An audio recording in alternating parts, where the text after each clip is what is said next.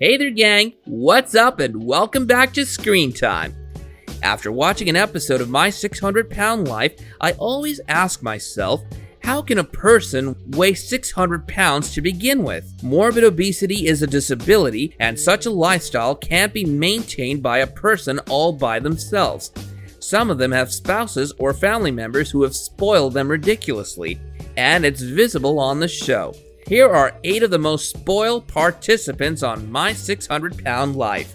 Pauline Potter. Pauline was the Guinness World Record holder of the heaviest woman alive before appearing on My 600 Pound Life. She did not take Dr. Now's advice seriously at first and believed that Dr. Now was overreacting. Good for her, though, that she is leading a healthier life now and is progressively losing weight. Cynthia Wells. Morbid obesity takes away mobility of the patients to the point that they are trapped in their own homes, leaving them with feelings of loneliness and depression. But Cynthia was also living in her own bubble and wasn't ready to accept the world for what it is. Cynthia was a difficult person to deal with. She insulted the program and left for her hometown. Her denial hindered her weight loss by the end of her episode. In her follow-up episode, however, she seems to have turned her life around. Shanae Murray. Shanae was a disappointment for Dr. Now as well as the viewers throughout her progress or a failed attempt at it. She neither followed the exercise plan nor the diet prescribed by Dr. Now. She and her husband ordered unhealthy food and sneaked it into the hospital for her. She can be even seen on her social media making mukbang videos at one point and faking her weight loss at another.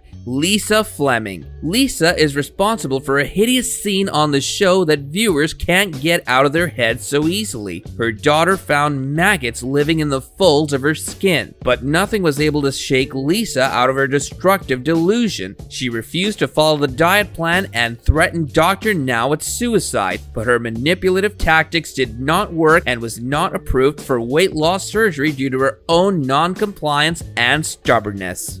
Penny Sager. Penny from season 2 was another delusional character with no self-control. She had a good start while hospitalized and was approved for the weight loss surgery. Sadly, she somehow gained more weight after the surgery with no visible improvements in her follow-up episode either. She refused to step on the weighing scale and believed that it doesn't matter. If there was one thing she and her husband were successful at, it was abusing the weight loss system. Angela Johns. Angela was quite a handful for Dr. Now. Apart from food, she was also found through some tests to be using opiates and smoking cigarettes heavily. Her manipulative behavior kept her from accepting anything before she could try and change herself. She was argumentative and difficult with Dr. Now and refused to go to rehab, which got her kicked out of the program. Stephen Asante. Stephen Asante's name is synonymous with controversy thanks to his childish acts on the show. He manipulated his father and medical staff to get what he wanted and got away with it. He also abused the system to feed his addiction for painkillers and stole his brother's much-needed medicines after surgery. Getting kicked out of the program wasn't an eye-opener for him either. He started posting horribly quirky videos on his social media, not realizing that the internet doesn't forget things easily. Now, before we reveal our top pick, do us a favor by subscribing to our channel and hitting the bell icon so you'll never miss out on any more videos. Alright, time for the finale, guys.